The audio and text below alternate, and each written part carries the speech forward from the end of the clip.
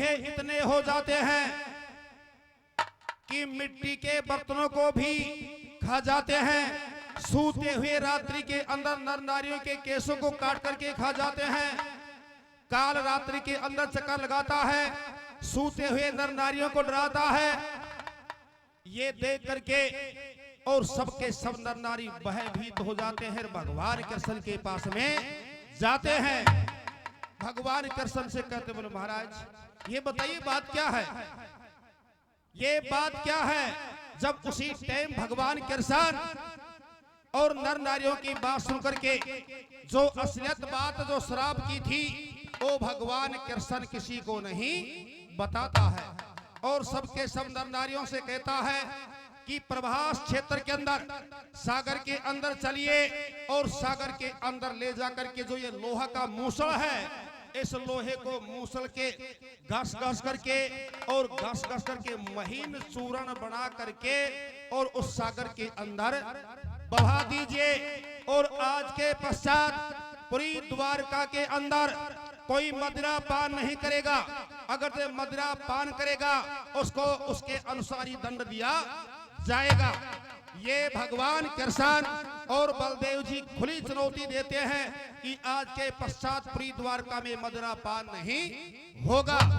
जब सबके सब नर नारी प्रभास क्षेत्र के तट पर जाते हैं और जाकर के तट के ऊपर उस लोहे के मूसल को और घस घस करके सागर के अंदर बहाते हैं।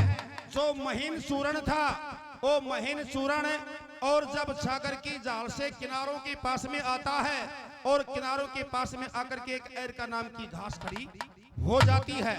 जब अंत में मूसल का छोटा सा टुकड़ा बचता है उस छोटे से टुकड़ों को भी और सागर के मध्य में बगाते हैं तो बताते हैं उस टुकड़ा को एक मछली और निगल जाती है। इसका प्रकरण आपके सामने आगे आ जाएगा। जब मछली उसको निगलती है और सबके सब नर नारियों से भगवान कृष्ण कहता कि प्रभास क्षेत्र के अंदर और द्वारकापुरी के नर नारी सबके सब जाएं और वहां पर भोजन बनाएं और विप्रों को भोजन करें ताकि धर्म पुण्य करने से काल की टाल हो सकती है। बताते हैं कृष्ण के खड़े हुए और सबके सब नर नारी अपना अपना टापू और लगा करके और ब्राह्मणों के लिए वो भोजन तैयार करते हैं। जो योद्धा थे भोज वंशी, अंधक वंशी, वृषणी वंशी, जो सबके सब योद्धा और किसी की कान नहीं मान करके बलदेव और कृष्ण की भी कान नहीं मान करके और एक तरफ बैठ करके मदिरा पान करना शुरू कर देते हैं। और जब नशा के अंदर आते हैं तो बताते हैं जो विप्रों के लिए भोजन बन रहा था उस भोजन के अंदर भी मदिरा मिलाते हैं।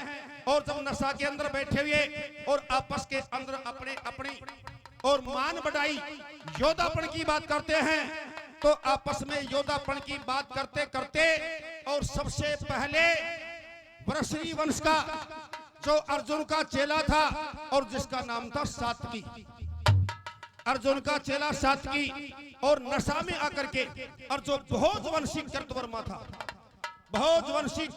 था उस कृतवर्मा से और एक अर्जुन का चेला सात्विकी कहता है तो क्या कह रहा था, क्या कृतवर्मा सुन रहा था।